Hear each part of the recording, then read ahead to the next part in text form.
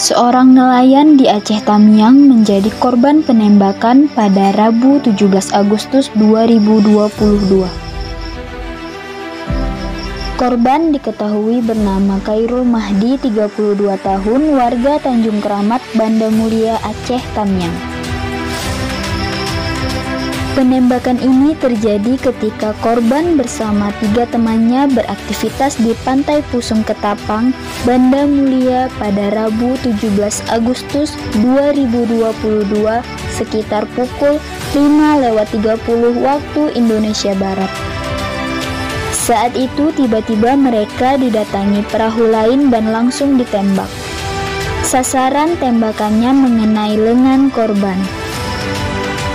Korban sempat ditangani di Puskesmas Serwei sebelum dirujuk ke RSUD Aceh Tamiang. Terlihat Kapolsek Bendahara Ibtu Tarmidi dan sejumlah aparat TNI berada di RSUD Aceh Tamiang.